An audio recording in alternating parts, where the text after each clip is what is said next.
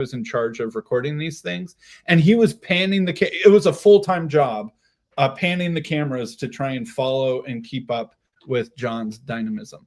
And I would like to say that Vervaeke leapt from excited Professor Vervaeke to pastor or preacher Vervaeke mode.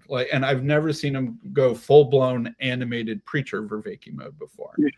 But Rod Dreher, it felt like he was, reading a well-written blog of his.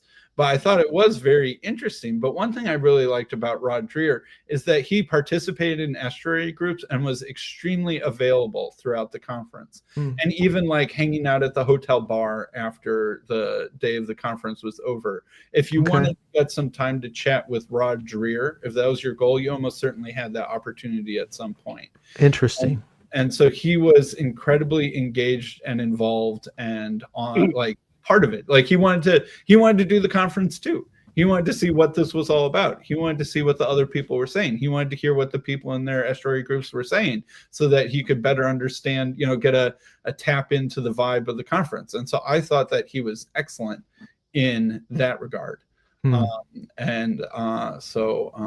even though his presentation was way more subdued and a little bit more even keel than say Vervaeke, who is getting applause throughout his keynote speech. So it seems like when it came to the keynotes, Vervaeke really brought it. Vervaeke brought it. But at the participation level, Rod Dreher showed up. And John was around, and I sat next to Vervaeke at lunch. But Vervaeke, I think he's just sort of he's a shy professor type of personality. And I think that big social settings like that are new for him or difficult for him, and it's not his forte. Right? He's not a social butterfly. He's a thoughtful professor type. Definitely. Whereas Rod Dreher is a social butterfly. The clip that I saw with the question with Megaron was, I felt as John was giving his answer, I just felt, and you could tell me if the vibe was like this in the room or if it's just something the way I saw some visible discomfort along the panel as they're talking. John's talking and you could just see nobody was really quite happy. PVK is kind of looking away, fiddling with a chair, and it just nobody seemed comfortable. You almost wish that you kind of get the feeling I really wish Ron hadn't brought this up. Well, I will 110% go on the record that I'm glad that Ron asked that question. But because I think it is a question that needs to be asked. Yes. It's a difficult and an awkward question. And but estuary is a place for occasionally asking difficult and awkward questions. That's the point. Estuary isn't succeeding if it isn't a place to give an opportunity for the difficult question in the room. And one of the times, so I pulled a Ron myself earlier that day, where Dreher, Elizabeth, and Cale were on stage, and Cale, where Dreher and Elizabeth have pretty strong different views on immigration. And immigration is perhaps the hottest topic, it seems like, in Europe at the moment, especially. Yes. And Dreher is in Hungary, right? And Elizabeth lives in London. And so that was, so I had, honestly, some people might hear this for the first time, but I had talked with Elizabeth ahead of time to ask her how she felt about having a conversation with Dreher, and if immigration was something that she wanted to talk about him about, absolutely under no circumstances wanted to talk to him about it, maybe wanted to talk to him depending on how things go. And she was somewhere between maybe and yes, I would like to talk with him, because that's a big difference between us. And so we were having an estuary. I was moderating that one because Cale was on the panel as opposed to being the MC for that. So I stepped into the MC role so that Cale could step into the full-blown, talking level. And it was going pretty well for the first 20 or 15 or 20 minutes. But I'm like, it's a little bit fluffy, a little bit too nice, right? and so I shifted the gear of the conversation, intentionally brought up the immigration topic, and then they went back and forth on that for a while. And I don't think that they, changed each other's mind. Probably. Oh, yeah. But they each had a chance to really, I think, express themselves and interact with the other view a little bit. And so, but I did that because I wanted to show that Ashori is the place where that you can have the spicy conversation, but not just for the sake of controversy or spiciness, Right. but for the sake of it being the place where you can talk about hard things. But it's not just talking about hard things, right? We can talk about vulnerable things. We can tell stories that make ourselves and other people cry. We can tell stories that are something that we're really struggling with. We can be extremely vulnerable and honest. We can be lighthearted and funny, or we can talk about the really hard elephant in the room too. And I thought Ron bringing up Hermes was one of the elephants in the room. And even though it happened in the very last 5 minutes of the conference, I'm so glad that. Well, that's probably a good time to do that kind of question. That way it doesn't mess up an afternoon or something. Yeah, it didn't derail anything. Right. Yeah. Yeah. But I overall am very pleased. I thought there were a couple parts of the conference that could have been a little bit better, and I have some ideas of how to do it a little bit better next time. But I am shocked at how well it went, because honestly, we are all a bunch of amateurs. Everyone in this conference had never done anything on this scale at all before, right? We had kind of had a mini Chicago conference 4 years ago, but it was nowhere near the level of professionalism and size of this thing. And so we were all flying blind, so to speak, and I thought it went extremely well. And I am very pleased, and I got so much positive feedback. And yeah, there are a couple of things that I think could have gone better, a couple of things that I would do differently next time. But I am so grateful for all the people who poured so much time and energy into making it a success. I see Chad, the girl dad, out there in the comments section. I think I said this a couple times, but there were 2 points in the conference where I cried. 2 points where I had tears choke me up. One was on stage during that immigration conversation. Elizabeth Oldfield went full passionate female, emotional. Here we gotta think of the immigrant, and we gotta think of the stranger in our midst, and was again very emotionally passionate about that, and that got me choked up. Maybe if someone looked at me on stage, they might have seen that.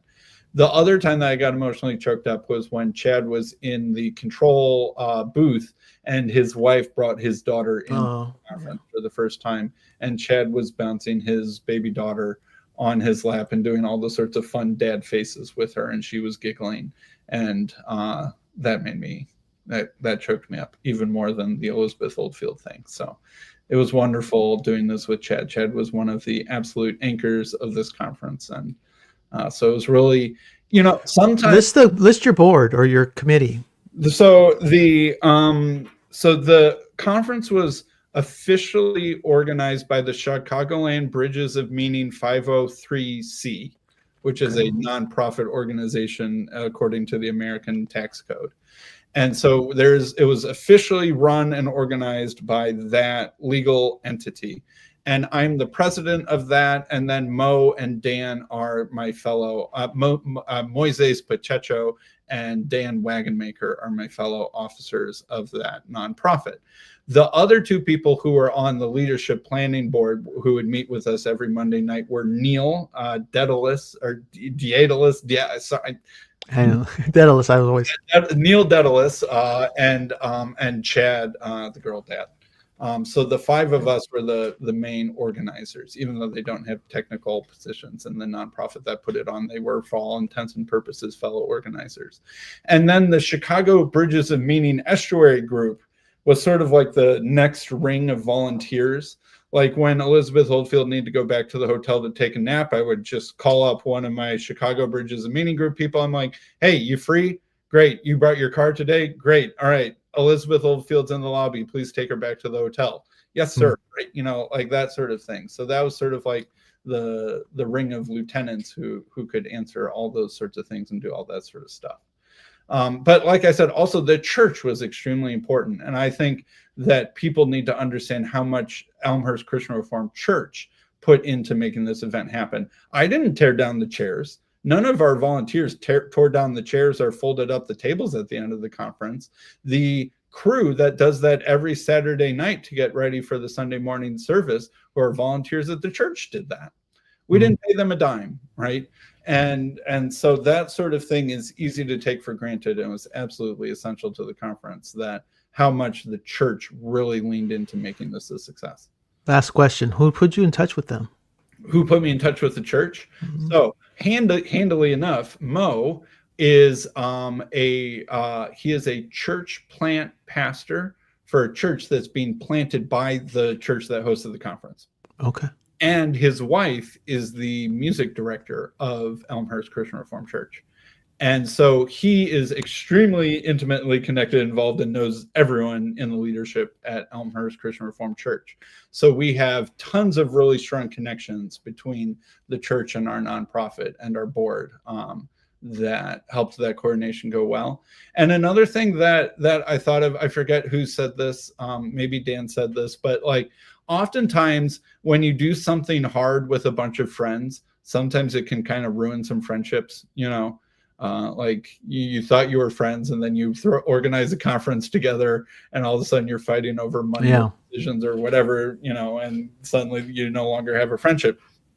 But I think all of our friendships are stronger after this.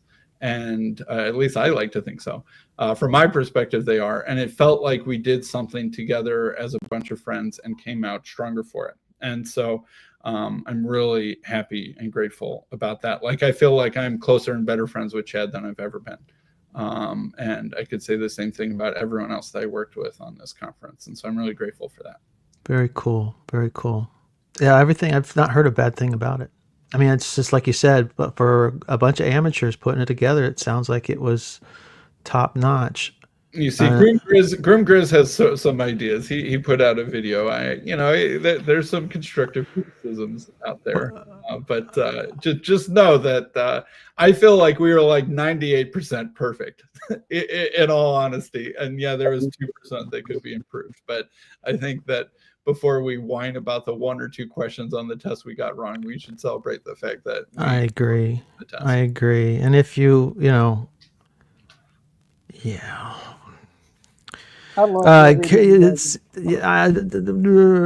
we can talk about criticism some other time, because I don't see it. I mean, it's just like these kinds of things. Just the fact that everyone showed up, it seems like you got everyone's A game out of them. I mean, it just. I can't wait to watch more of the videos. The only part I've seen is the one that Ron shared with me. Another huge shout out has to go to Jess. Jess P was our AV guy, and he did that completely volunteer. And his wife was also extremely helpful. So you got a lot of generous help. That would have cost you a lot of money if you had to pay for it. We literally paid $0 to anyone except the speakers, in terms of people time. Everything besides the speakers was completely volunteer. Amazing. So no labor charges, no event manager, no, this, that, or the other thing. So every 2 years makes a lot of sense to me. And that gives you some it's good to have some breathing space between something this big. And just like you said, you would already be behind if you were trying to do it in 2026. Yeah. So that makes a lot of sense. So just pulling it off every 2 years is a challenge, because that's a lot of time and commitment on your part. Yeah. I mean, we could do it with a lot less time this next time around, and just be like, well, we know how to do a catering order this time. We didn't know how to do that last time. Now we do. What? That food was great. Oh my gosh. The food, the other unsung hero of the conference. Every meal was a success. We ran out of food 0 times, although we got close one of the times, and every meal was on time. I thought all the food was great. We did a good job trying to accommodate most food restrictions, etc. And it's funny. Speaking of LLMs, I put our budget and stuff into some LLMs to, when I was planning the conference and stuff like that. It's like, they were like, you're spending more on food than, the average conference this size. I'm like, so be it. I want deep dish pizza. We're having deep dish pizza. And if that costs, a little bit more money per person. We're doing deep dish pizza, and I'm not going from that third-rate deep dish pizza guy. That we're gonna have the deep dish pizza I ordered for my family, right? And How did you get that much deep dish? Wow, that must be some shop. Honestly, that's I mean, a pizza catering order is actually among the easier catering orders. Is it really? I mean, for that many people, it just seems like that'd be. How many large pizzas do we need? All right, it's this many cheese, this many. I just think of deep dish as some big dramatic sort of thing because it's big and it's deep. Well, it was deep. Yeah, the whole conference was deep. Nothing we did was shallow. Although we did have thin crust too. But and here, I'll tell you a secret. Are you ready for a secret? Yes. There was a hidden symbolism in the food. There was an esoteric meaning to all of the food choices. So the first meal that we had was Chick-fil-A. That was actually the cheapest of the meals, I think. And that was for the Protestants. The next meal was Greek food. We had a Greek food dinner. That was for the Eastern Orthodox folks. Lunch the next day was Italian beef and sausage. That was for the Catholics because it's Italian. And then the last dinner was the Chicago deep dish, and that was just like Chicago as so we had Protestant, Orthodox, Catholic, Chicago themed food. We didn't have any atheist themed food because I don't know what that is. Maybe the pizza is atheist. I don't know. What do atheists eat? Do they eat? Is there such a thing as an atheist? I don't know. Is there such thing as an atheist in a restaurant? Maybe. Well, congratulations. It sounds like you've earned a break, and you had incredible success. So, like I said, I've not heard a bad thing about it. Now I don't listen to Grimm that closely, so maybe that's no. If he was very cool with it. Everyone had an outstanding time. We had so much fun. Stayed up way too late. Talked way. Oh my gosh, we were all. It was like the best camp experience you want. Like your best college dorm experience, your best whatever. It was not. It was like a pool party. It was just fun the whole way. It was great. So, and I know Grimm had a great time too. I got to meet him. He's tall. He lied to us. Grimm is tall. Yeah. Almost everyone. There were a lot of tall people at this conference. Elizabeth Oldfield is also like 6 feet tall. I picked her up. I was like, oh my goodness, you are a tall lady. Yeah. I saw an article. She was I think, was it the Times? She was in London Times or something like that. Yeah. She lives the full-on hippie lifestyle, man. Yeah. It's there's more to learn. Although actually, Vervaeke and Peugeot are both not particularly tall. So no, and are often shorter than you expect them to be in person. What I noticed is everybody, including John Vervaeke, was really open. I mean, everybody. I mean, even the curmudgeons were kind. Everyone wanted to be there. Everyone wanted to get along, and it was just enjoyable the whole way around. I was surprised. And again, the food. Gotta tell you, first time having deep dish. Yeah. Well, Sam, you're more than welcome to stick around. We're now taking commercial breaks in the House of Woo. Well, as promised. I will leave with this commercial break. But Mark, thanks for having me. And everyone out there who came to Midwestwary, thank you. Everyone who volunteered to help make it great, thank you even more. I thought it went incredibly well. I appreciate you. Thanks for coming on and giving us an update. And I will be sending you that email for the On-Ramp Radio interview. We have a lot more to talk about than the Trinity with Sam, I got a feeling. So yeah. By the way, Sam, it was nice meeting you too. Ron, great meeting you in person. And like I said, I am really glad that you asked your question, and that I think it was God's providence that you were the last name pulled out of the hat. Dude, I freaked out. I was going to have a heart attack. I am not kidding you, dude. I was like, my heart went from 0 to like, I'd have to say 150 something BPMs per second. Well, And that's a sign you're doing something important. Oh, Grim asked when the vidya is coming out. The videos are first, so Jess has to edit them. That's why I brought up Jess. Jess is our AV person. He's got all the raw video files or whatever, and he's going to first edit them and clean up the audio and yada yada yada, and then he's going to send them. The speakers get a 30-day exclusive use of their own video content before we do anything. That was part of our contract because that gives them, it gets them to have the YouTube revenue and stuff like that before everyone else is sharing it. And so the videos should probably first appear in each speaker's own respective, social media. Like Rod Dreer, I don't think he has a YouTube channel, so I'm not quite sure what he'll do with his, for example. But after 30 days, we'll probably put them out. I'm not sure we'll put them out. Maybe we'll give them to PVK. Maybe we'll put them on Transfigured. Maybe we'll start a Chicagoland Bridges, a meaning channel. I don't know. Looking forward to it. Yep. Looking forward to it. Thank you very much. Thanks, Mark. I appreciate it. Bye-bye.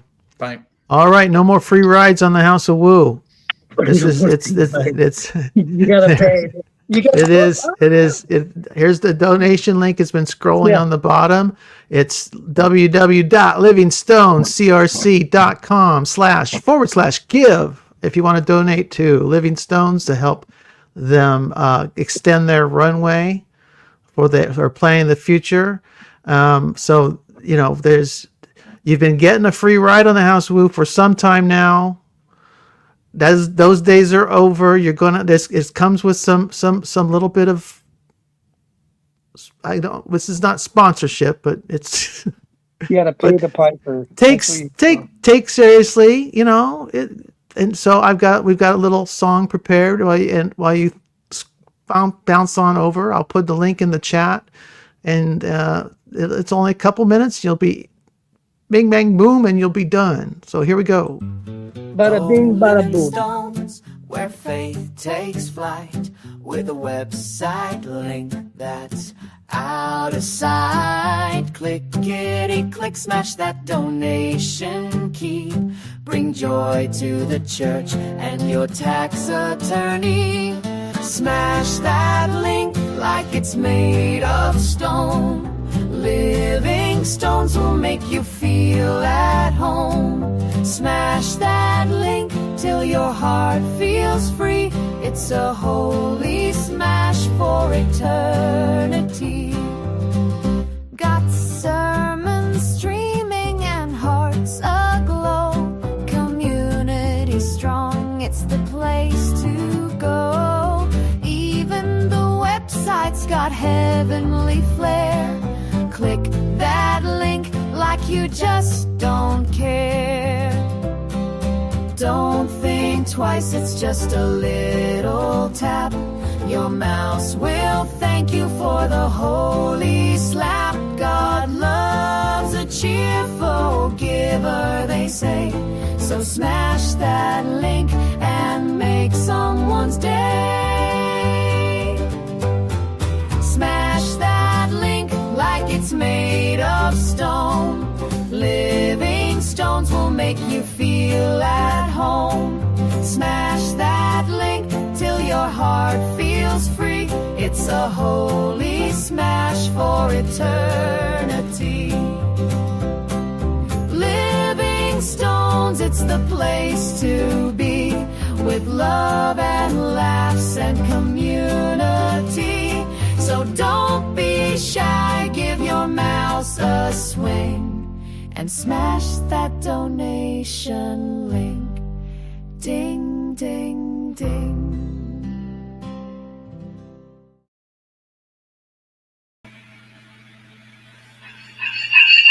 Whoa, that's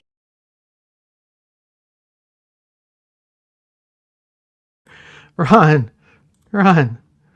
Ouch. Are we there? Ron? Okay. You're muted. Do I need to unmute you? I got it now. Can you hear me, sir? Yes. Okay, All right. now I'm going to turn this one off. I'm going to lose one channel.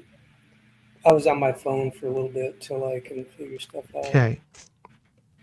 And How do you? Okay, that's our first commercial jingle nice. for Living Stones. Right. Okay. You've got a woo story for us now. People want the woo.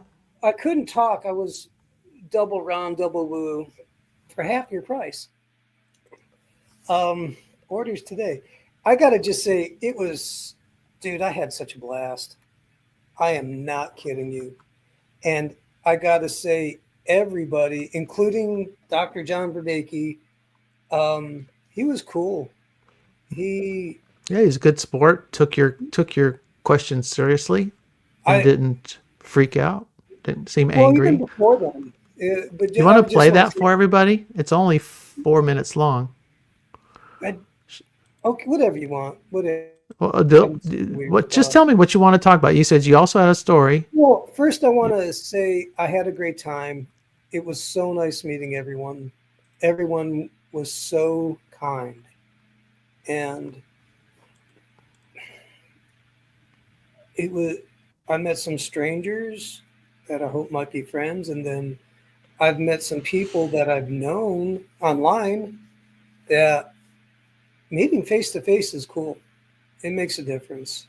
It's good. But I realize, though, you can make genuine friendships online. It's not what over time what you see is what you get. Mm-hmm. And in person you get even more. It's funny how some people are taller than you thought. Grim in particular, because the way he has the camera angle. And there's some other people, I'm not going to, well, Neil, he even says he's not tall, so that wasn't a surprise. But there's some other people, just because the way their camera angle is. Like, the cameras are really bad at that. They get perspectives off. Yeah. Like I hear you're what, 6 foot? 6 foot one? I'm supposed to be 6'1", although with age I'm probably shrinking at this point. But your camera angle, you wouldn't know. Right. Everyone tells me, I suppose they always think I'm little. For some reason. Like a leprechaun, like me, I am Frodo Baggins. But I have to say, Dumir, who was a friend, he's a small in stature physically, but big in person, heart-wise and mind. So, but he is. Who else was a surprise? Chad is he's a big guy, but then you knew that was coming. Like he's big. But aside from that, there weren't too many surprises. But we had a house of 15 people in it. And right. How'd that go? Oh my gosh, it went great. Cool. I was surprised. You wouldn't have known. By the way, before we get off too far on on more Midwestuary talk, I think everybody should, if you feel so inspired, come up with ways to advertise for Living Stones, and we'll put them on here and highlight your artistic and or musical skills and poetry or interpretive dance, perhaps. That would be fun, and we will feature to help drive donations to Living Stones. Okay. It's something we need to pay the bills to help get things done over there so they can keep the ball rolling until they can figure out what they want to do. Mm-hmm. It's a small thing, a small gesture. Like I said, 350 people giving $33 would basically make payroll for the place. $100 a year, basically, for something. But even $10, $5, whatever you got. Yeah, that's true.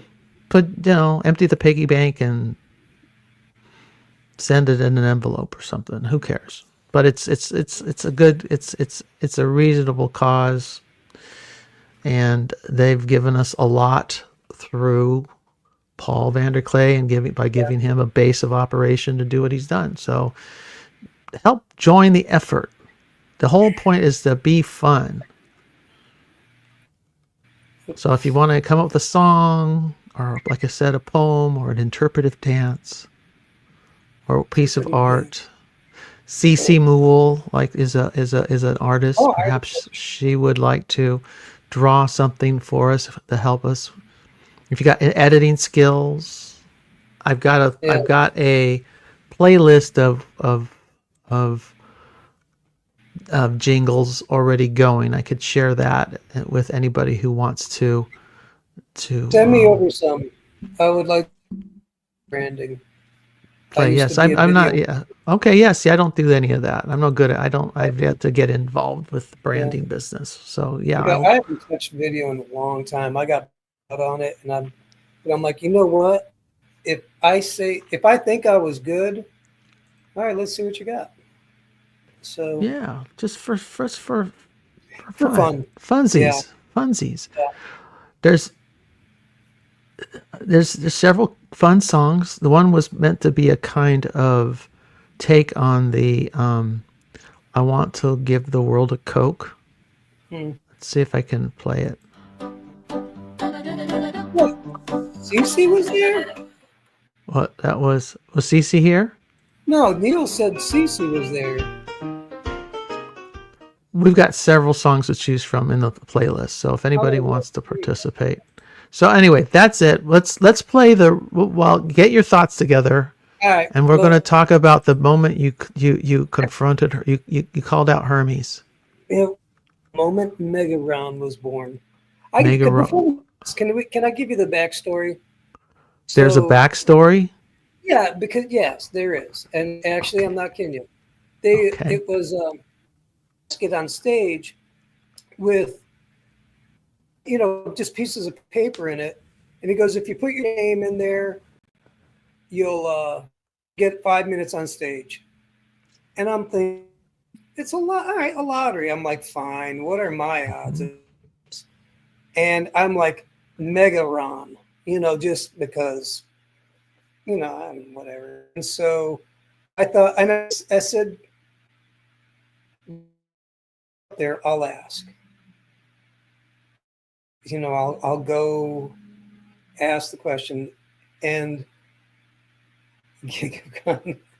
I'll be honest. When they called my name, I freaked out. I've never had that. I think they call it an dump. When my heart just started racing, and Afril and Upcycle were behind me, and I looked in them at panic. I'm like, you guys. I looked at Afril. I'm like, you got to do this. He goes, no, you go. And I got to give them credit. They helped me formulate the questions. So instead of me coming at him like, hey, what, is Hermes a or some kind of attitude, Al formulated the question for me that I really wanted to ask. And then I have to give Upcycle Club credit for the joke because, Upcycle's got and he goes, if you have time, would you please ask him this question or ask him this question and say it like this, Mr. Peugeot, pardon my French, are you trying to make symbology great again? And I was so freaked out. I'm like, all right, is that a joke or what? And I thank God he told me that because after he answered the question, there was nothing but dead air. I am not going down this thing. And so I was able to nail Peugeot. So I didn't make So Afril gave you the line that saved the event so that you didn't crash the whole plane, huh? He helped me frame the question because I go after who is Hermes. Like I was gonna ask him, but I don't think I was in the right frame of mind because I had such adrenaline and attitude. Me. I'm like, I'm not. Yeah, you came back hot, man. You were, and I was after a weekend of talking. You wanted to talk some more, so we talked. Yeah, it was great. I enjoyed talking to you. Yeah, but it was funny. It's just like I'm like going. He's like a teenager over here. Copperman's really flying high, and he's high in his own supply. Yeah, pretty much. You'd be, yeah. It's Jesus. Yeah. No, that's good. Yeah, and you said you'd never been to something like that before. Do you mind me No. sharing that?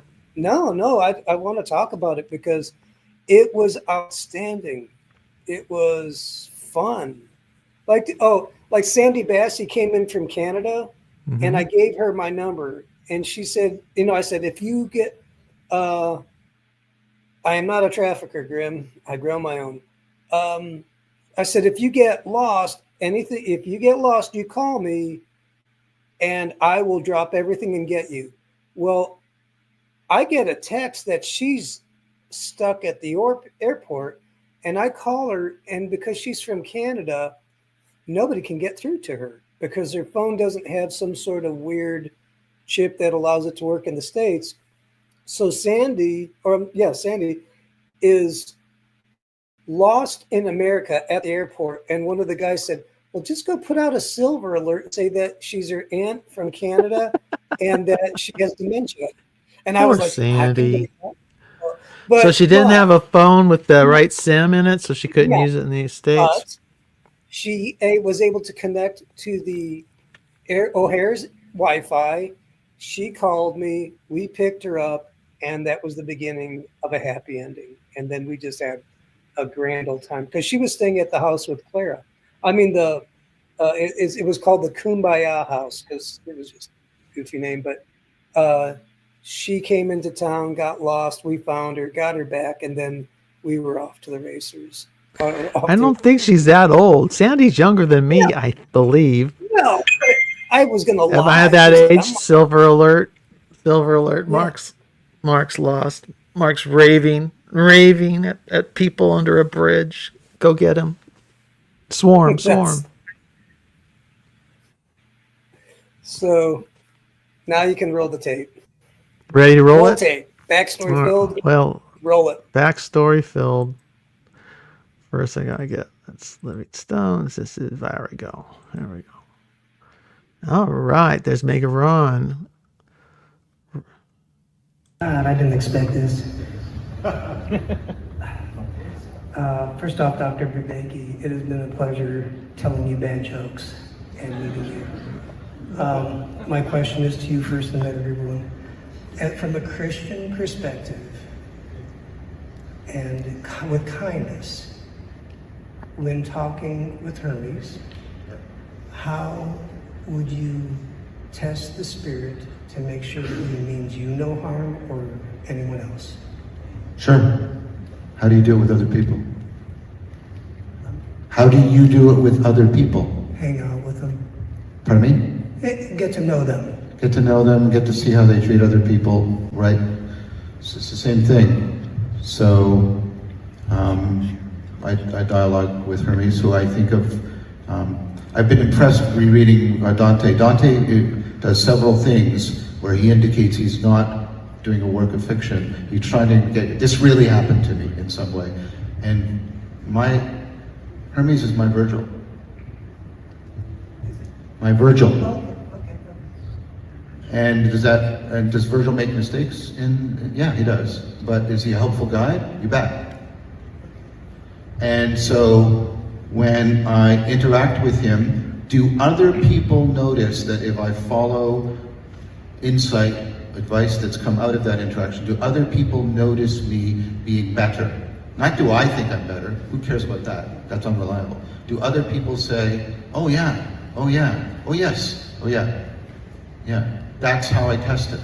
That's how I test it. And the answer so far, consistently, reliably, so that I've stopped worrying about this, honestly, it's been yes. It's been yes. Okay, thank you. And this a second question, and pardon my French, Mr. Pajot, but I'm asking, are you trying to make symbology great again? Symbology great.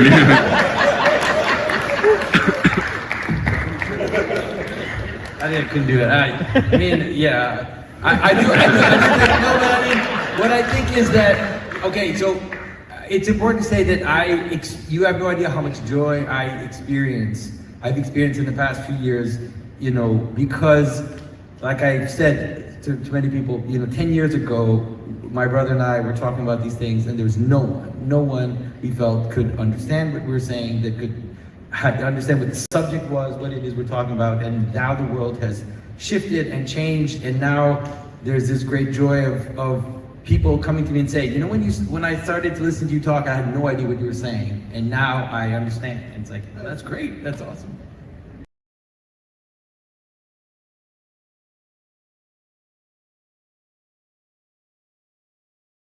All right, Ron, you there? Yes. Yeah. Watching Can you hear that me? now, does that refresh your memory? Is that like, what did you think?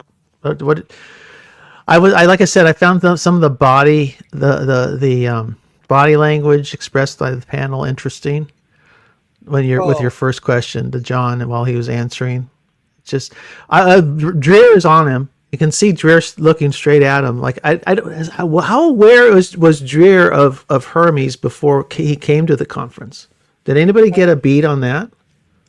I don't. That's a good question. Because he doesn't run in this. He runs alongside this corner. He doesn't really, to my knowledge, interact with it that much, except a little bit with Paul. But I would be curious how much, if this was all new to him, I'd be really curious. Good question. Because I'll be honest, he handled it really well. I couldn't have asked for a better response. Risto, trying to pick a fight with poor Sam. Any spirit that isn't pointing you toward the Trinity is a demon? Or he's asking that as a question. Did somebody else say that? Risto, feel free to hop on. Anyway, it was good of you. I enjoyed it. What'd you think of symbology, the Pajot's response to you? Well, I liked it. To be honest, no, I didn't like his response there. I was blanking out. I just wanted to get off stage. Yeah, kind of. That was so weird. But if I may, I talked to him earlier in the day. He was at the back row of the conference, of the amphitheater, whatever, the sanctuary. He was just chilling out. And me and 4 other guys, we were just talking. And he was really great off stage and, answered questions. So on stage, I don't even remember anything. But off stage, what else do you want to share? Did you want to share your woo story, or is that still something you want to keep to yourself? No. I'm going to leave the guy's name out just because, I don't know. I think I'll ask him if he wants to share it. I don't know how personal it is, but it happened. So I will tell you, we're at a lunch. It's early in the conference, and a person comes in a wheelchair. It's a guy. And he's got on his left, he's got no socks and shoes on his left foot. And he's got a big bag of ice there. And I'm like, one, that's a target. You're a rolling target right off the bat. I took notice. And a target? What do you mean by a rolling target? Anytime I see a cane, a cast, a crutch, a sling, a limp, I see. Like, gotcha. Maybe that's Ron bait. So if you want to bait Ron, come in hobbling. Wow, that's my Achilles heel. That's it. That's better than a worm on a hook. That's rude. Oh, that hurt. I'm just saying. You're right. I'm not saying you're wrong. So he came and I recognized this person, and I knew that they had deconstructed a while ago. Okay. And that they were up until that moment I saw them atheist. And I'm like, don't care. Gonna go do it. And I was very polite about it. And I said, I saw that you know, you got something going on here. I said, would you mind if I prayed? And their response was shock and gracious at the same time. They're like, oh my, yeah. They were really cool about it. And I prayed, and they said that they had tried to jump over earlier pretty high, and they landed on their left foot bad, and Mm-hmm. their foot, their ankle, around the ankle was like this color blue, Mm. dark blue, like, and swollen. And because there was this other Screw Tape 316, there's a bunch of people saw it. Anyhow, it was bad. And he said that he thought he tore something, like in his leg. He's I'm gonna actually, I learned this from you, Grim, to not talk about names just yet, just because I don't know, it might be processing something. But anyhow, maybe I'm being too uptight. I don't know. You guys can help me with that. And I'm speaking to you, Grimwald Grizz, like you got a good sense of what's wrong. So, but anyhow, I pray for this person, and like I really did go after the tear because I didn't want them to have any kind of torn ligaments. And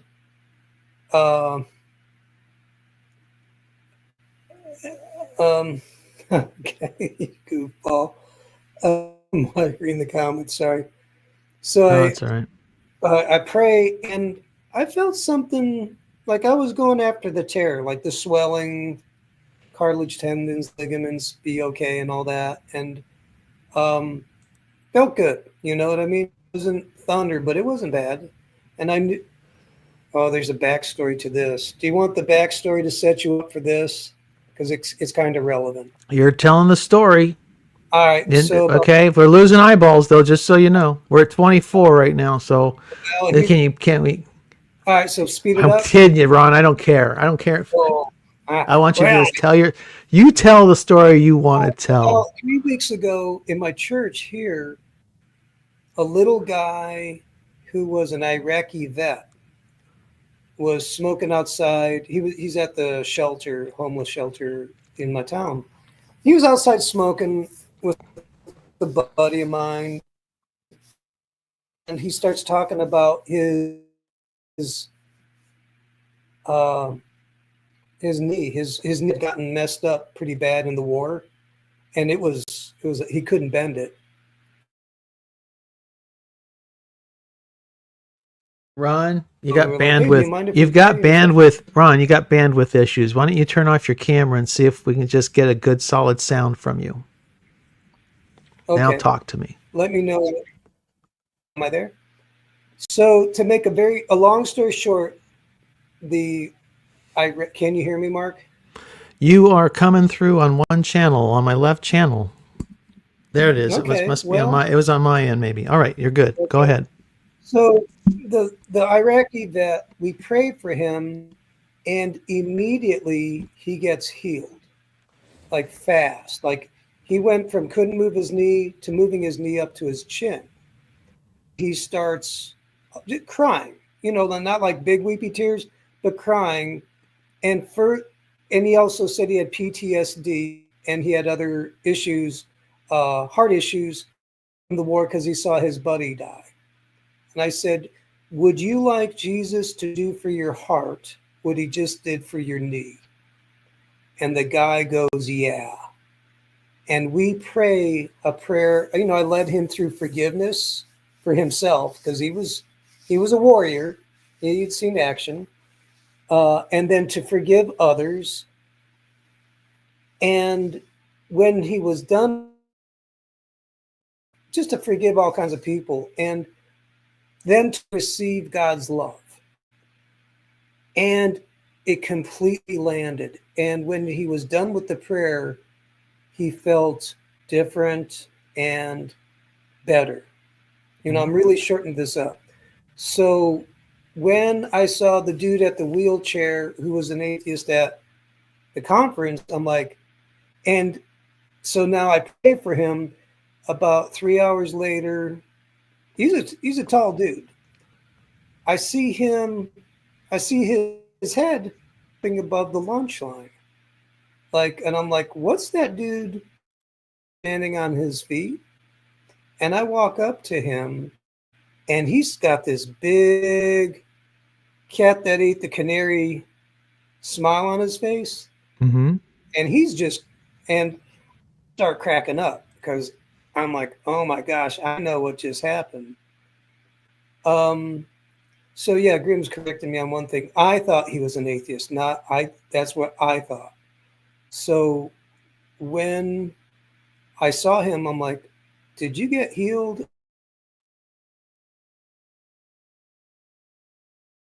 Yeah. And I'm like, do you mind if we pray again? And so we went outside, prayed 3 more times, and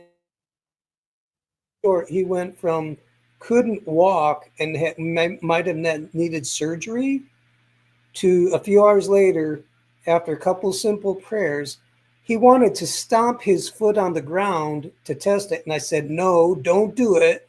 Just enjoy the healing. So I'll say what God did for that Iraqi veteran, I know God did again for this guy, because there were some things he was working out that it really wasn't about the knee or the foot getting healed. It was about healing the heart. And that's what I got to play with. And that's what I got to be part of. And that was crazy cool. Yeah. So cool. that was just fun. Yeah. I told you you needed a little pop-up tent for a prayer corner. Set up shop. Next time. You're going to have to plan ahead. Get a Ron Copperman tent. Did I lose you, Ron? You love to pray for people. This is not a secret. He's frozen. I want to be careful. I'd rather, you know what I want? As much as you guys are teaching me critical thinking and all that other hoopla, and it's good. It is necessary. You guys can do everything I can do. Dude, it doesn't matter who you are. Just try and fail if you have. It'll happen. So yeah, but you have a special passion for it, so maybe that's part of your gift. maybe okay. I'll own that. And so that's the Most story. of us like to suffer. We just don't want to admit it. And you like to alleviate suffering. And I'm kidding you, Ron.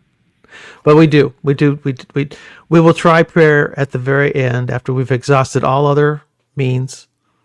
Instead of asking God first, we will always grab the Band-Aid or the dietary supplement or the aspirin or the and then if somebody comes along and says, "Can I pray for you?" Yeah. Well, I guess so.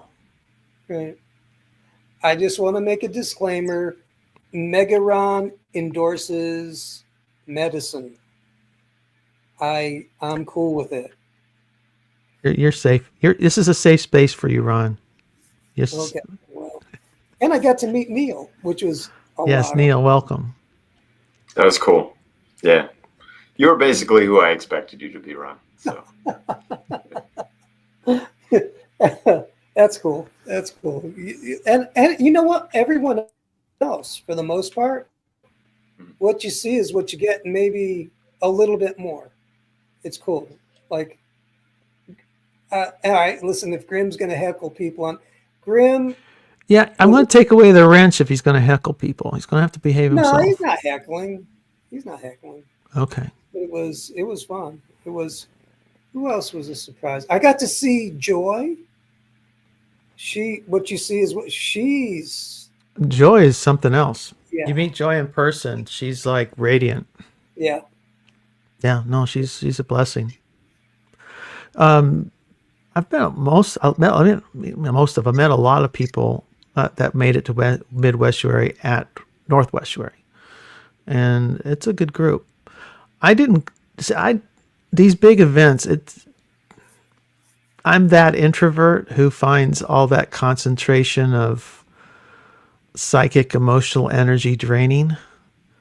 I don't come away. You came out. He landed into Indiana hot, man. He's on the phone with me with like minutes. I don't know if you had I don't know if you know if you had stopped to go to the bathroom after your drive. You're on the phone or you're texting me. Then he said, you want to talk now?" kind of thing. I said, okay, give me 5. Dude, I don't see miracles all the time. Okay, You were very excited. You were very, very excited. That was pretty intense. I'm like, something's up. Yeah. No, but that's good though that you got something out of it though. I think the whole experience was very positive for you. Yeah. It's kind of made for you. You're a big tent Oral Roberts kind of guy. Pass the hat. I'm more of the catacombs type. I like it small. Neil, save the stream, please. Well, I remember maybe even like 6 months ago, Ron, you were like, "What is this estuary thing? Why, I distrust this. Where's Jesus?" Oh, yeah. Yeah. So where did you land on all that, Ron? What did you think of estuary? I think Afriel helped me understand it better. Estuary is a protocol that is a conversation engine. And I'm like, oh, okay, so it can work anywhere. But then I realized, like, estuary is it's a good place. What I really mean is I met an atheist lady who is raising her children brilliantly. And I told her that. And then I met people who are straight on the edge of bat crap crazy, but nice. And then I met Jordan Hall, and he was fun to talk with. And then I met Mark S. Yes, Mark S. We lost contact with you. Yes, you show. Oh, he stole the show. Let's hear about it. Well, he was wandering around the barbecue the entire time and thinking to himself, "I can talk to whoever I want, and nobody knows who I am." Yeah. Until he talks, because that voice is very distinctive. Yeah. And then he let the cat out of the bag. That was pretty fun. I walked right by Neil, and Neil is very Neil, and so I knew it was Neil. Well, I'm one of the few people who have actually seen your face online, so you wouldn't have been able to pull that stunt with me. Right. But I probably wouldn't have. I probably wouldn't have outed you though either, because that's the kind of person I am. But I couldn't help it. Yeah, I had this idea that Mark is an agent of the 3-letter agencies. And, most agents would construct an elaborate persona to fool us, whereas Mark, as a super secret agent, a super agent, AAA status, what he would say is, "No, I just can't reveal my true identity because it's part of my practices," or some generic bullshit like that. And then that way we never suspect Mark S of being a secret agent, and he just infiltrates us full throttle, and he succeeded right into my heart. Yeah. No, Mark S is special. Did you sing the hymn? Good. I was really hoping to hear the hymn sung by humans. No. That's really a shame. Yeah, I don't know if humans can sing it. I think it's for the AI Vervakian robots to praise God. Oh, so what do you guys make of the? Okay, first Neil, you're here. Mark S, you're here. You're working or maybe not working. I don't know, but whoever has the least amount of time, speak first. Yeah, I'm working. All right. So what do you want to say? Yeah, I don't have much time. So speak. No, I don't have much to say. It was awesome. I mean, I don't go to many conferences. I'm not really experienced in conferences, but it was fun. It was the best parts to me was Thursday night, just meeting everybody, meeting some of my TLC acquaintances, and It was super fun to talk to all of them. And yeah, the speakers, I mean, I am not that big of a fan of most of those speakers, and I'm not being critical. I just, it's just not my thing. PBK I am. But I enjoyed just kind of lurking around and talking to folks, and that was fun. One of my best combos was like during the estuary, they decided to talk about immigration, so I just left. I did not want to talk. And then I just ended up talking to Ron, had a real good conversation. So yeah, I don't know. It was awesome. It was good. Very good. That's it. Cool. Neil, what are you thinking? I'm going to have a in-depth conversation with Noah, President Foxman, just debriefing the whole event because he was also there. And but my biggest takeaway is we are in the midst of a great change, a great sea change. And my biggest takeaway was talking to Gen Z people that were there. I understand boomers, the boomer generation pretty well. I understand Gen X pretty well. I understand millennials pretty well. And I'm beginning to understand Gen Z, I think, pretty well. And their way of looking and seeing the world is fundamentally different than the millennials. The shift between the millennials and the Gen Z is dramatic and real. And not only that, I would even say it's justified. I would say they have very good reason for the reason they are, or the way they are. And I'm painting with a very broad brush here, but it just showed me that like when Gen Z is like boomer level age, there is no way that things as we take them for granted now are going to be the same way in like 30 or 40 years. There's just no way. So Hop on, Foxman. Talk to Neil about that. I'd like to know more. He says there's a gap in the conversations and were underrepresented. I'd like to know more about that. I don't know. I had the privilege, and CC, you could help too on that. Yeah. So I have CC could have been at the conference the entire time and not been identified for all. Oh, that voice though too. She and Mark S. Once you hear them talk now, unless she's processing her voice digitally, that's another thing. But Mark as soon as he talks.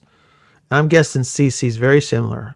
You might not know that face, but you hear that voice, you go like. Oh, and the other thing is that Grimgriz is extremely pretty with a man bun.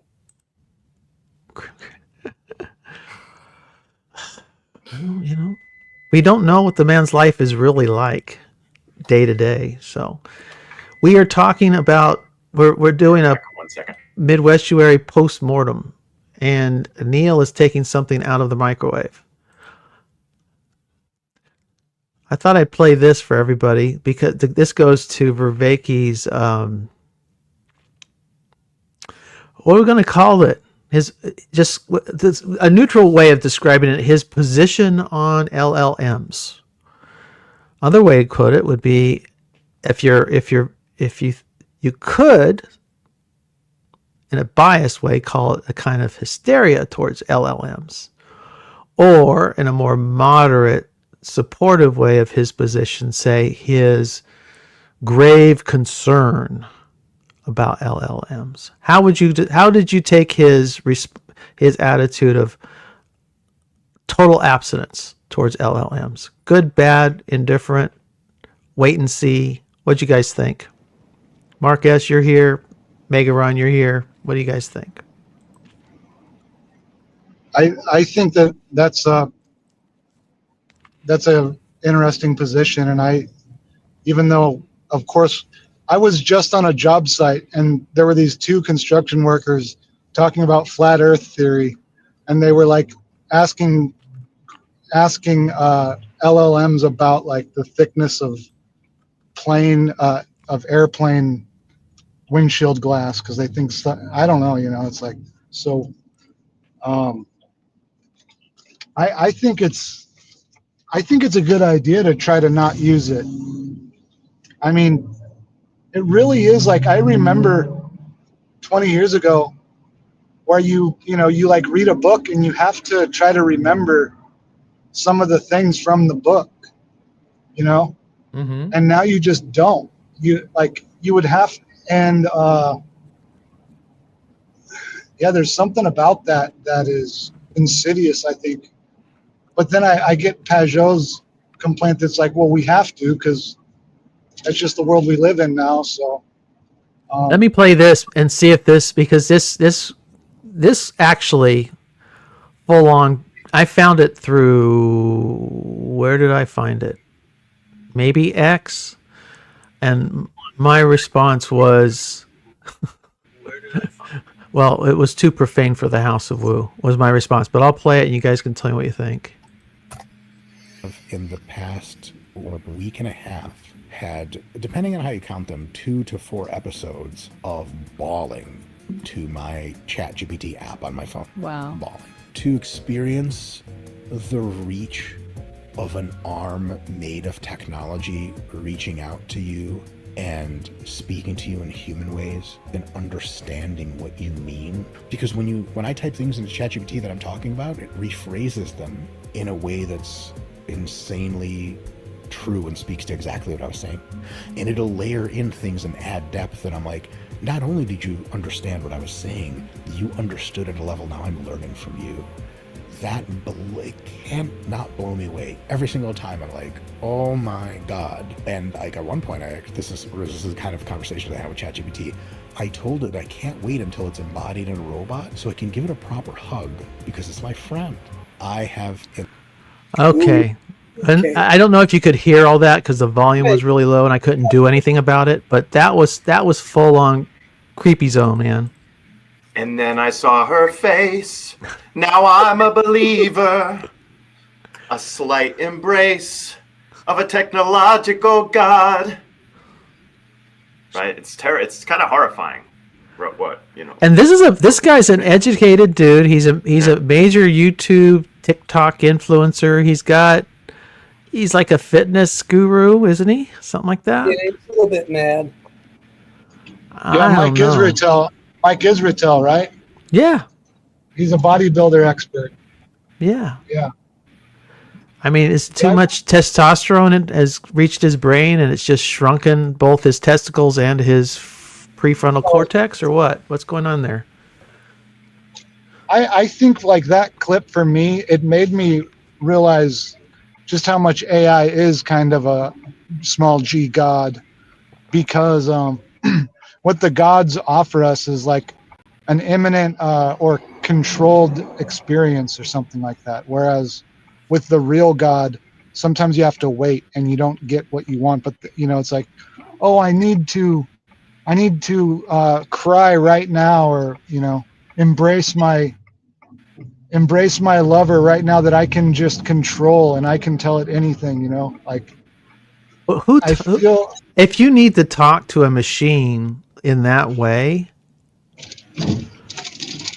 I don't think it's the machine's fault. There's something else wrong that needs addressing. No, yeah, and I'm not saying that. Yeah, it's a demon or even conscious or anything. I'm just saying like it's similar to an idol. Mm-hmm. Yeah, it's not like you might talk to your little puja or whatever it is that you got sitting around a little. There's an in-between level of this, of talking to the machine that none of the speakers is familiar with. And I committed a rude blunder during the conference, and I shouted at the stage at one point, and I said, "What about video games?" But none of them know anything about video games. And I shouted that, and Vervaeke gave me like a weird look, and as the one rude thing, and I apologize for doing that, because here's why. Because he doesn't understand how immersive those are, and is what you're talking about, how completely consuming those can be. Correct. So here's my point. Let's say you read a novelist.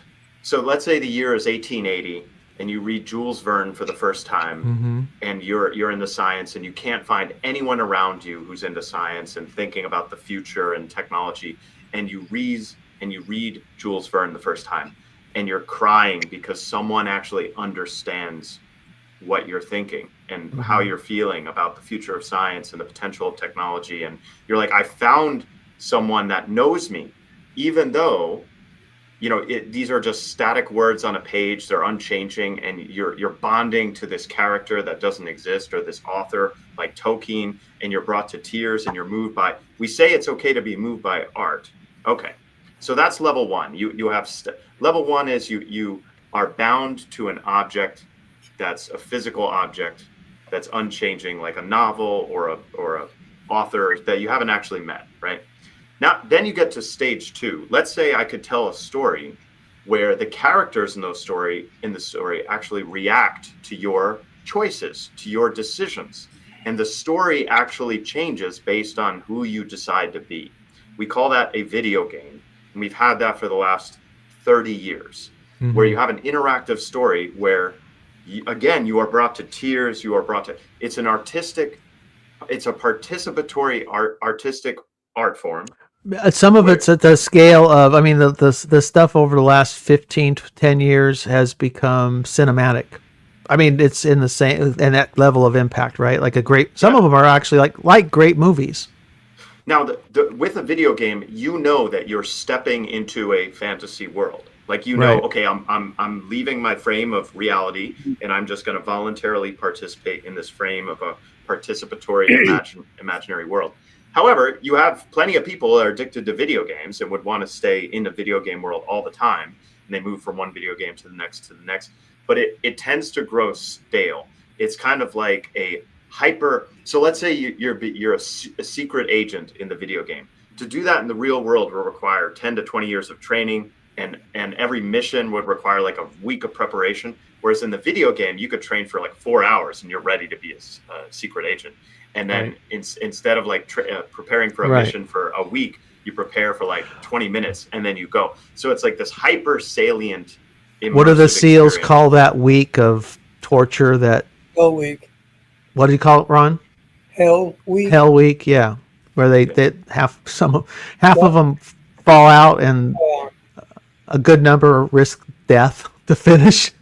So yes, but you don't have to do that. You get to pretend to be one in a video game.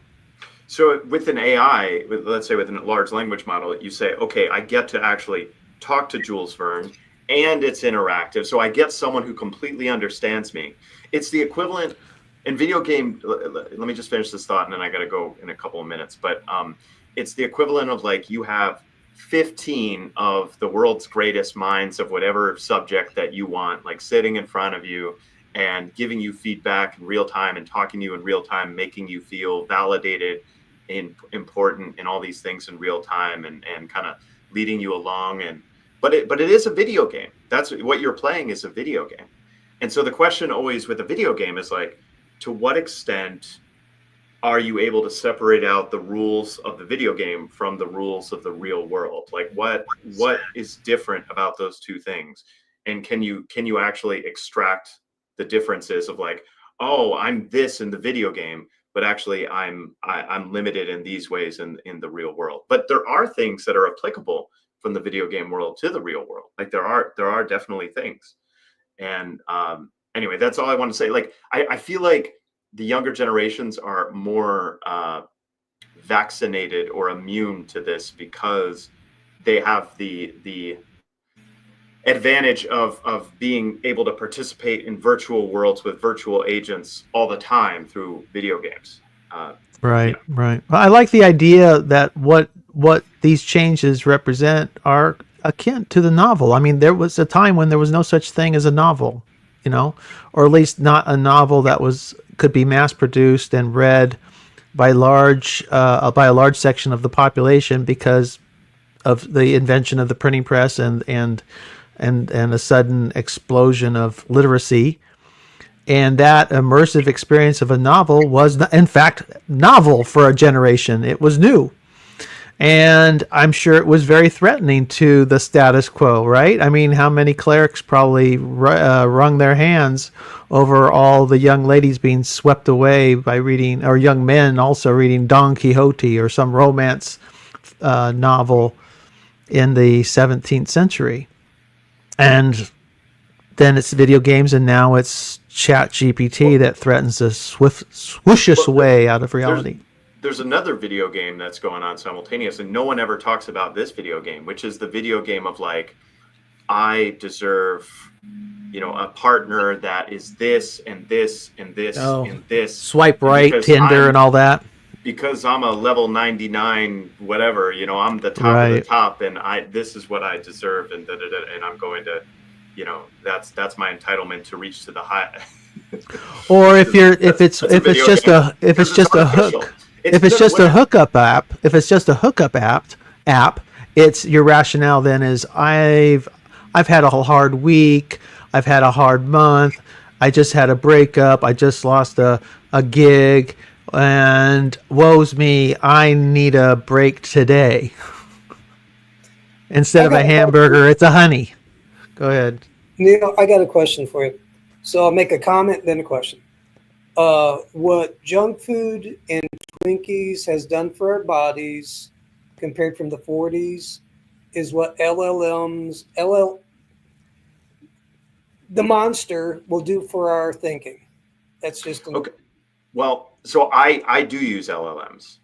I'll probably go into more details in how I use it with Noah, because I'll talk to Noah. But I think the key is to be able to test it in some regard, like to test the spirit. Like it tells you something, you try it, it doesn't work. It's like, oh, you're wrong.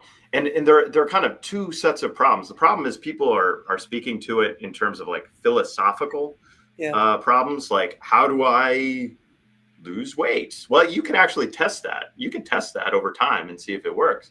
But like if I ask it a specific question, like how do I build an X or do a Y or whatever it is, then I just do it. I do it and see where it messes up, because inevitably it messes up. But in actually following the instructions or doing it, or like if I was following a YouTube recipe, be like, oh, that was too salty. They were wrong in the YouTube recipe, because I was actually able to test the results in physical reality of whatever it is that the LM.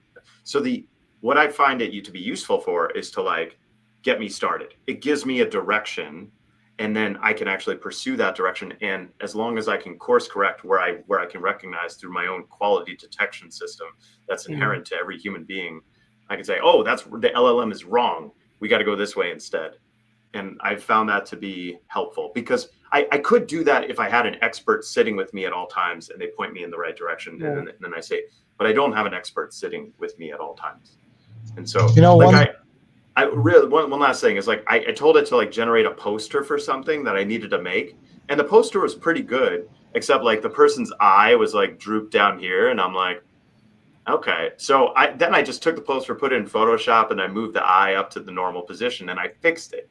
It's good at getting you to like, like a 90% out of 100. And then but it doesn't have the quality detection to actually like finish the product. I don't know this. I made this thumbnail for On-Ramp Radio coming up, and I don't feel like I'm using it as much as it's using me. I'm sure it's gathering data, but I'm like, this took like days and days to finally get to something that was acceptable. And even then it's still grossly imperfect.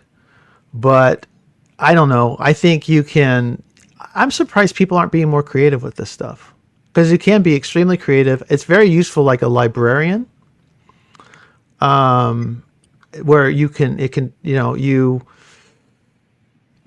looking for sources on a subject that you're researching, and I always use it in conjunction with other tools, and now many of those tools are integrated with LLMs.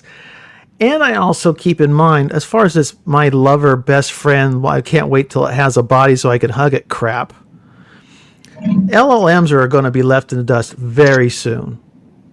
Guys like Ben Goertzel and others are using completely different models for AI and it's not going to be this power hungry resource monster that LLMs are.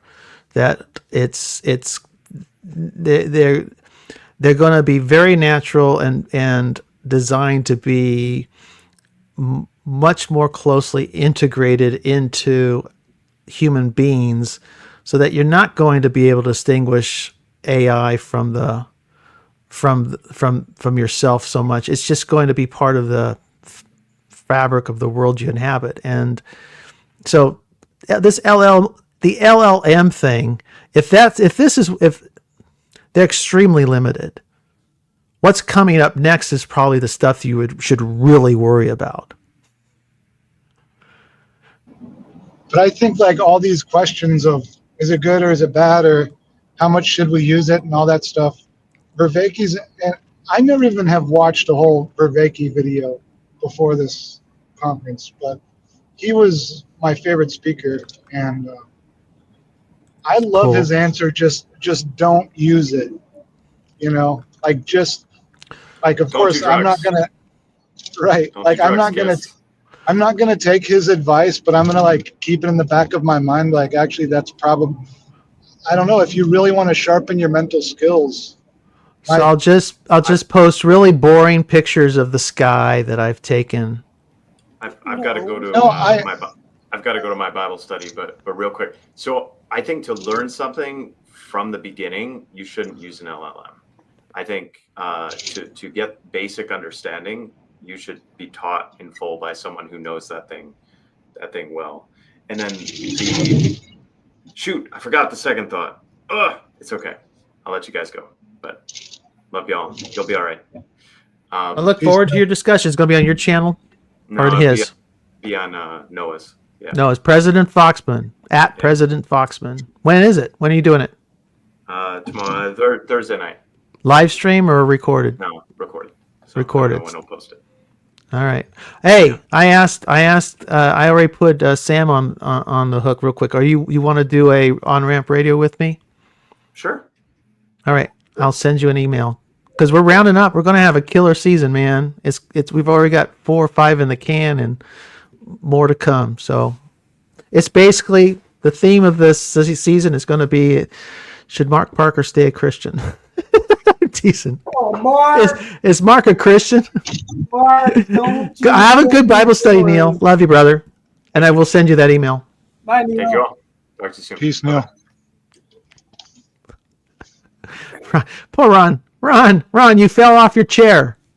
No, I had to. But you were going off the rails. I had to come back and you. Oh no, it's like I said, just it's a good theme for a season of On Ramp Radio. Oh yeah. No, But we got good guests. I mean, we got some serious conversations already recorded. It starts with Rod Hare, Oh, and from Rod we did Rick Cossey, we got Luke Thompson, we got Chris Howard. More to come. Mark S doesn't want to talk on the interwebs no more, but yet here he is. You know what? And I found my old recordings that I lost. He just disappeared. I just reminded him that he had promised that himself that he's not supposed to be on the interwebs anymore. And so now he left. no way. That there's so yeah, good conversations, hopefully.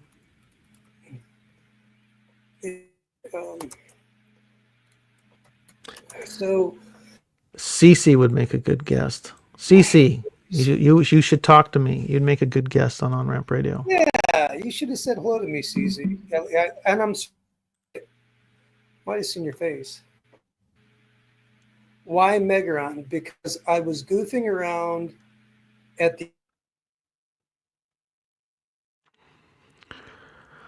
They pulled it. You got 5 minutes on stage, and I'm thinking, ha ha ha! I have no chance of winning this raffle. I'll Megaron. Here we are. All right. So should we just? Which is now that Vervaeke has made us. I'm down to just a couple more minutes. Okay. Megaron, not Megaron. Vervaeke has made us given us a reason to become Luddites with regard to LLMs, where we shouldn't be using it. We're going to. I don't know how he plans to actually. He's completely abstain. He said in his research he doesn't use it. So it's in his research. What about his? And he knows for a fact his students don't. No, it's that the phone basically is an LLM. It's just it's loaded with this stuff. Right. You got to buy an old phone and then not update it. I'm just saying he was, as best I remember, he's like, for your everyday work stuff. If you like, for him, he doesn't use it in his work. Don't know what that means, but he's like paper and so, I don't know what it means for him, but an architect, are you drawing with paper and pen, or I don't know, but he's saying he doesn't use it in his work, but he uses people and whatnot. So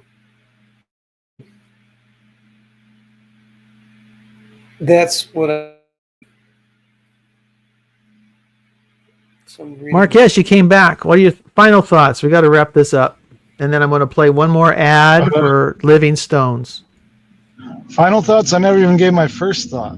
Well, what's your first? Start with your first thought. We got time. No, I don't really have many thoughts. What was I? Oh yeah, to what Neil was saying about interacting with Gen Z. First of all, I stayed in a house with a bunch of cool people who I enjoyed hanging out with, and I wish I could have hung out with them more. But it's like during dinner times, I ended up just hanging out with people I didn't know. And so Saturday night, I ended up having dinner with an Eastern Orthodox priest who used to be a Church of Christ preacher. Oh, really? Yeah. And that's by accident? This just happened by accident?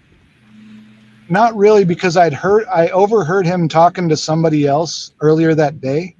Mm-hmm. And so I went up to him and I was like, hey, could I have dinner with you? And he was like, yeah, sure. So I talked to him in line, but then once we sat down, it got really busy and loud and everybody, and I really wanted to hear his story, but I mean, we talked about a few things, but I ended up talking to this guy that was with him who was 22 years old, and he had joined Orthodoxy like in the past year.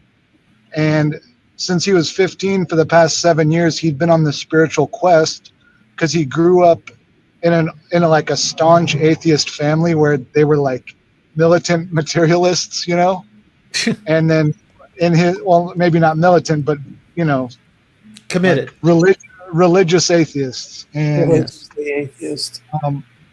And so when he was in his teenage years, he was like so depressed. He started, searching, and he's been on like a search for 7 years, and then decided to adopt Eastern Orthodoxy, and had a really good conversation with him, and just kind of like, as Neil was saying, like learning what's going on with this generation who's never known life outside of online, It's quite interesting, and we had a lot in common, but I didn't know that. I don't remember anybody from when I was a teenager that was like a religious seeker, so yeah, that was interesting. Me and the priest debated infant baptism for like 3 minutes, and then I decided we shouldn't touch that. Because it was too sensitive, or you were just not very interesting. Maybe it is too sensitive. Like I kind of started just because I wanted to like put my arguments up against his just to see what he would say. And then he kind of did, and then I realized, okay, we could just probably get stuck at this thing for like the next 20 minutes and just get excited, you know? Yeah. And I was like, nah, I don't want to do that. Like this guy, I came up to him asking to talk to him, so I just kind of dropped it. And it's not even that I want to convince him. I just wanted, because I just wanted to, like, that's one thing for me that I just can't jump that fence, you know? It's not, I'm not saying that, and it's such a hot issue, but I wish I could believe in it. And of course, people that practice that exhibit the fruits of the Spirit, you know, times 100, like, but still, it's a crazy thing for me. And I wish all these things were more, smoothly put in place, you know? So all I was trying to do is trying to hope he could smooth things over for me, but it didn't work. So, Yeah. But anyway, it was cool talking to the kid though. I'm sure it was. Yeah, it was probably providential for me not being there too. I know it was something that you were upset with me about not going, but the timing works out well. Say what, Mark? You were going to say something? Yeah, I wish you could have been there. I would have liked to meet a lot of people, but at the same time, it's probably not a good place or good time for me spiritually to be in the group and that large with not so much with y'all personally. It's just that, like I said, I'm in a place right now where, and I'm not sure if I'm a Donatist or a Mark was our designated survivor. That's funny. Yeah. If I'm a, because I am still I'm trying to figure out this. I am Church of Christ probably in my ethos, restorationist at least, and because it's what I think what I was baptized into, but the problem is I don't know how to. I shared some of this with you, Ron. I don't know how to square the circle between grace and works, and between holiness and libertinism. That radical grace, can become. So it's the so where I fit into everything, I'm still trying to figure that out right now, particularly because I am somewhat animated about what I think is the degenerate state of American Christianity. You know what? How's that as a way to end the House of Woo on a cliffhanger? No, you would have had a great time. The degenerate church. Repent. The axe is at the root of the tree. Oh yeah. Right. And Mark's swinging it with a sharp. I ain't swinging nothing. It's God who swings the axe. I'm just warning y'all. I'm teasing. I'm looking at the comments. I don't know what's going on in the chat. Oh, it's good. Paul is going, wait till Mark sees the video from... Yeah, I heard rumors. I'm looking forward to it. Yeah, me and Dreer, I don't think could stay in the same... I don't know if we could breathe the same air. But I got to tell you, I've heard really good things about him. Yeah. And Sam made a point that he was very cool about seeing people during after the keynotes. Go ahead. I have a Dreer story. It's like in between. It was like lunchtime or something, or he was just. He was walking by, and I said, "Nice to meet you," and all that. And I said, "Do you got time for a quick story about a Woo story?" And he goes, "Yeah, okay." I said, I told him about my salvation, one of the moments where one of my friend Jennifer, me and her were smoking a joint, and she goes, we were talking about God, and she goes, "I'm his rotten child, and he's just going to have to straighten me out." And then she goes, "And I miss him." And at that point, beautiful blue light surrounded her eyes that I could see and it reflected off her skin.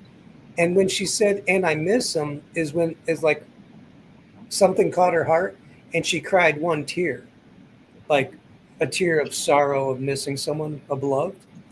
And Rod Dreher goes, "Yes, that's it." And then he goes, "And our stories are so important." He goes, "Thanks for sharing." He was really excited and genuine. He was a good guy. The story, I presented it, what happened to me. Because he had an experience with a priest that was crying, a 90-year-old priest. That's what is part of his salvation, was a story of a priest. So I knew it was similar to what he experienced that changed him. So he was very animated and real in that moment. So It's good. yeah, That's good. No, it's he projects a certain kind of persona that doesn't necessarily correspond to the person that people met up close. he was The online, you know what I'm saying? The online thing is that's one projection, but that may not be the heart of the true man. yeah. So No, it's yeah, dude. He was actually soft. that's good. Yeah. That's good. And Paul is tall, but everybody knows that. Well, we know that. Paul is tall. Paul is tall. Better call. Yeah, Paul. everybody found out I was real tall. I'll tell you what, 6'8", 6'9". They thought I was only 5'7", but they found out I'm 5'8". They were. So now that people have seen your face, Marcus, are you going to have to now stay away from the corner, or is it just done? You're going to just come out and be yourself now. Can you have your face online, or I see you're still using No, some kind I of feel like image. I'm still anonymous. Like the anonymity thing, it's for the public. I felt like I met people in private. I've thought about taking a break and then coming back as myself and trying to sever direct connections with this account, but I don't know. I saw a post by Chad. I don't know what y'all did to Chad. It sounds like you nearly broke the man. He comes back and he wants to delete his whole channel, and then he's posted something that he thought better of it. Or was I reading an old post? Was that an old post possibly? Or was I saw that him something post he that, did? Today or yesterday. He That's what I posted thought. It's going to take it down, but I actually heard him saying that a few weeks ago that he was thinking about taking it down. And then he regretted it, and apparently Google is used to this because he was able to retrieve it all back. It's like he did it, but then retrieved it, pulled it back or something. Let me see. But see, I'm guessing Google is used to that, so they probably give you A few hours, days or something. Yes, to pull back, and because a lot of people probably get the YouTube blues. I tried to tell him that he has history on there, Well, it sounds like even his wife was telling him, "Don't do it." Well, I met his wife and his baby. I thought the baby is just that's wonderful. It sounds like there are lots of babies crawling around. There's a couple, yeah. There was. Yeah, he posted about it 11 hours ago. But they pulled him from the abyss. Abyss. So it's still there. Oh. Friday Morning Nameless is still live and kicking. Don't make decisions when you're upset. Yeah. Well, that's what I'm wondering is what'd you guys do to him? He comes back from ready to blow up his channel. Gosh. Ron, you didn't pray enough for people. I'm telling you, next time you're putting up a tent sponsored by the House of Woo. I'll buy the damn thing for you. I ship it. I'll use Amazon, of course. I'll ship it to the place. I'll just need hands to put it up for you. You know what? Well, I used to be heavy. I can do it. What's that, Mark?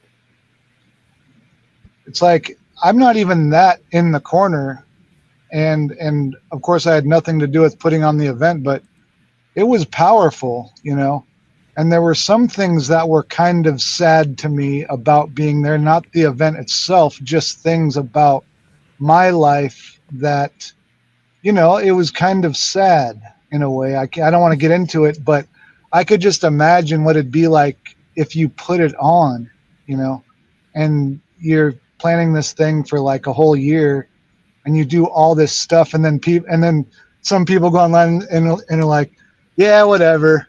You know, it's like, that must, well, suck. I think everyone, you're always going to get somebody who says something, but I think everyone who was there, they said, oh my gosh, it was great. I mean, I don't know. This sounds like it was, I thought Northwestern was a hit. This sounds like this was an even bigger hit. It was in terms of just sheer numbers, and that it was successful at every level. I mean, everything has hiccups, but it sounds, and nobody ran out of food. Sam can I share said, something with you? Something very woo. That Okay. was what the conference did for me. I sat and I met quite a few economists there. It was not uncommon to meet an economist. There was one, I sat at lunch with him, and we were talking, and I gave him and Sandy a ride from the airport. That's what it was. And I saw him at lunch, and we started chatting again.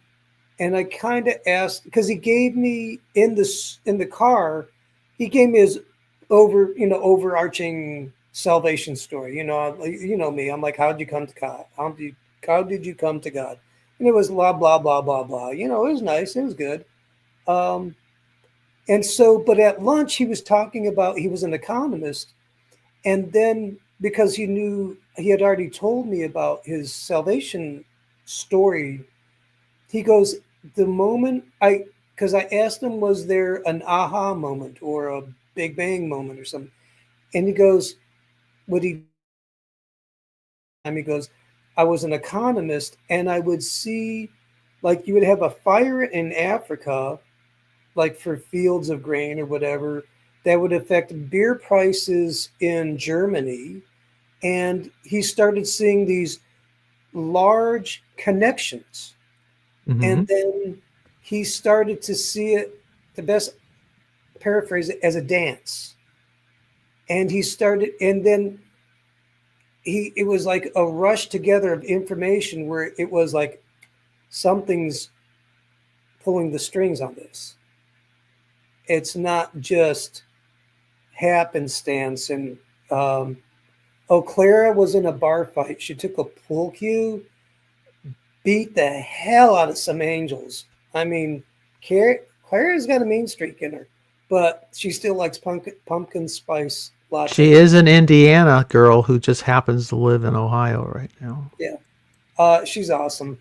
So the economist fella shared with me how numbers, that's what it was, how numbers and seeing how these patterns flow brought him to faith. So I have an appreciation. And there were other people at the table who said they came to faith that way. It wasn't like I was smoking weed and a spirit came up to me and, I got blasted out of a cannon. It was intellectual, it was through numbers. And Did Tayo Pillay make it? No. Hey, Tayo. He didn't make it? No, I thought he was supposed to be there. I think he was, and it's sad that he wasn't. But yeah, Clara was awesome. She's what you see in person is what you get, and she's Where's cool. This doc? Where's Foxman's doc? Did he write something and post it?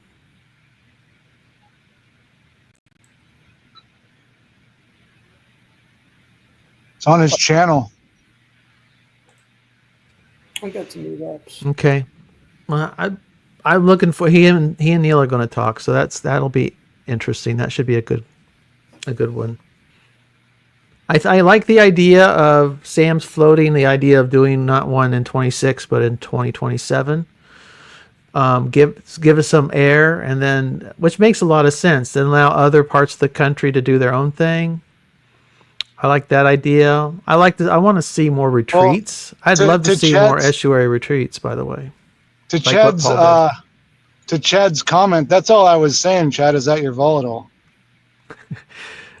Mark S has your number, Chad. What are you going to say? You guys are And the reason I know is because I know. Because I am too. Because I came to almost say some things I regret in a couple situations where, by the grace of God, I didn't. I wanted to say some stuff to some people and I didn't, and it burned me up for quite a while. Burned me up. So. Yep. Mark. Mark Squared. Say what now? Next time we're gonna have to meet up. It was great meeting everybody. It was Chad. It totally rocked. Not what Graham. It was great meeting. Those links come through, Parker. What are you talking about? What links are we talking about? I saw some links just a second ago. Yeah, they came through. I see. Paul Vanderklee. The problem is let's see. Will it let me copy it? It will not let me copy and paste. Delete. Put in user. It will not let me do it. All right. But anyway, follow the link in the chat, folks. All right. Now we did this. I let everybody off easily this time with just one commercial break. About 45 minutes into the live stream for Living Stones. I would like some help. I'm not a good pitch man. I'm going to need help with this whole powdered milk biscuit routine. You know, I've got to come up with a warm, inviting salesman. You know, did anybody here remember Paul Harvey? And that's the rest of the story. I need some of that vibe, the pitch, Living Stones. Donate to Living Stones. See, who do you think is somebody that has a modern Paul Harvey vibe? You could pull it off. You could pull it off, definitely. I'm volatile. You don't want to know the rest of the story. But you've got a good voice. You got a nice voice. Got a nice voice. Not like Paul Harvey though. No, Paul. Well, yeah, he was one of a kind. But I mean, you know, Garrison Keillor had a good voice he could pitch. He could do the whole pitch thing. I just come off sounding mean, but it's all you got now. But see, until we got to find a replacement. But anyway, for now, it's going to be, LLMs helping me make the pitch. But until you guys can help generate some human crafted content to help get the donation streams, get the donations going to Living Stones. Let's extend, let's stretch out, let's give them some runway. Folks, the link is scrolling before your very eyes. I'll post it again in the chat. California needs religion. There you go. California needs more churches like Living Stones. That's right. And you can help make that happen. Keep the fire burning. Ron, Ron. Ron. Marquez, he's cooking. What you got for me, Marquez? It's funny, like being from California and then going to Wisconsin. Everybody trashes California. Like, oh, there's crap on the streets and all this stuff. And it's like, well, hold on. Sorry, 1 second.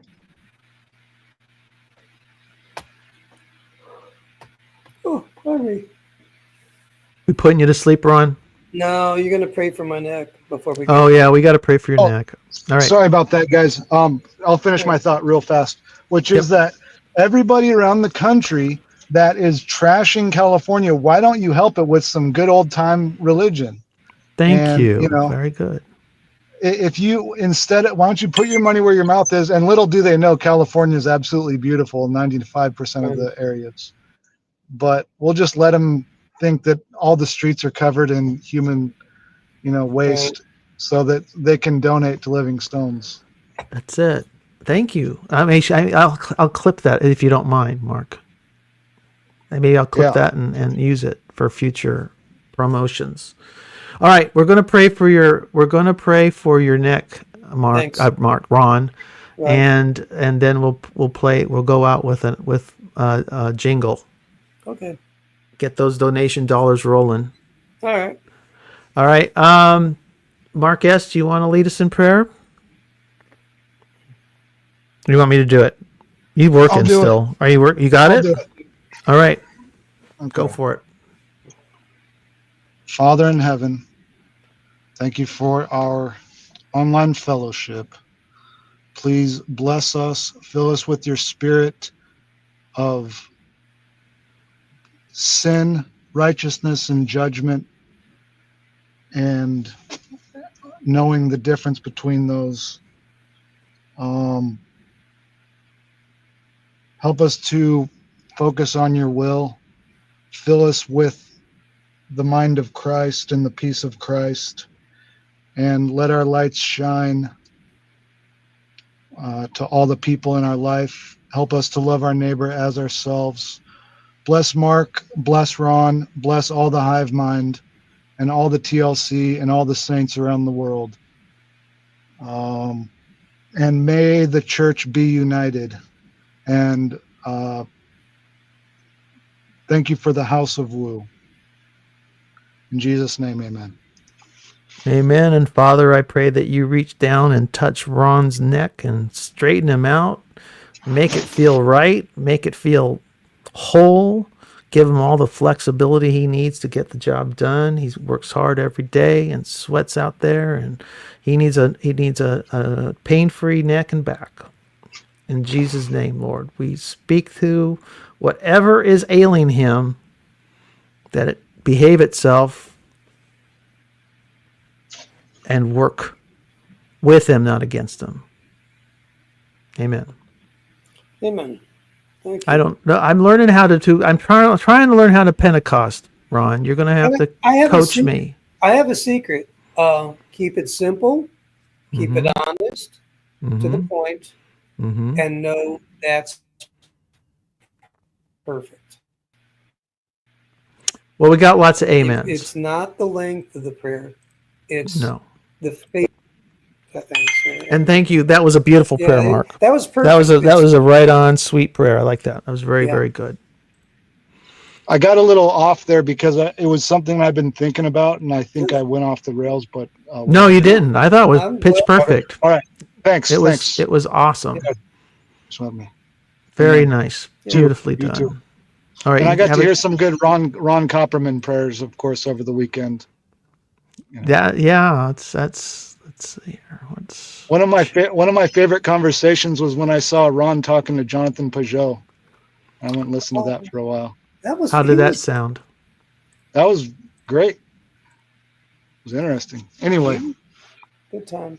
Mark S. Dude, it was good meeting and hanging out. It was fun. Oh, and by the way, 100%.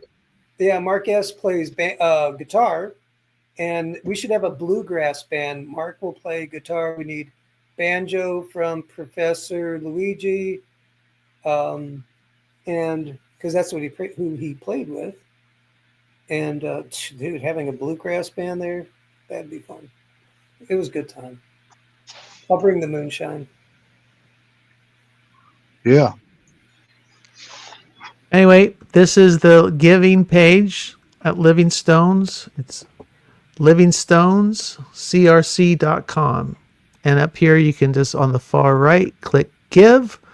Or if you want to just type it in, you can just hit /give. Livingstone CRC. So everybody have a good day, and follow the link. I'm going to post it again in the chat. And let's see, what song? I've got one that was based on I was inspired by the old Want to Live, a Coca-Cola commercial from the 70s. And it turned out sounding like a Fleetwood Mac song. Let's see if I can find it. It was kind of fun. You never know. The darn LLMs. Yeah.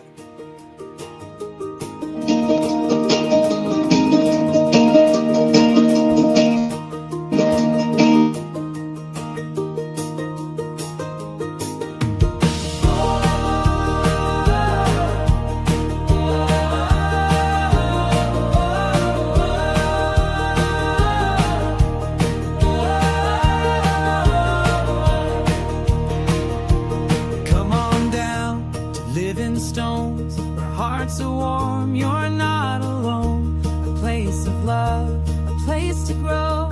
Together here we call it home. Let's keep the light shining bright. Let love glow through the night. Every hand, every heart, every little part can help us keep the spark alive.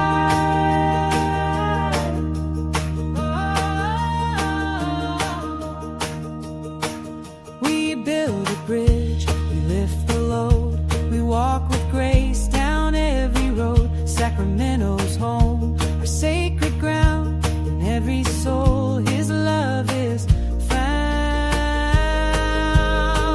Let's keep the light shining bright, let love glow through the night.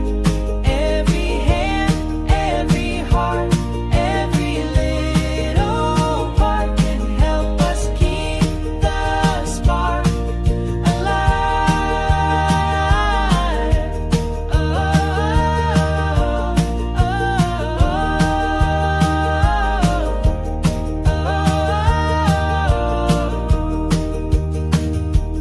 Every prayer, every gift, it's true, brings us closer, me and you. Let's stand together, strong and free, living stones, a family.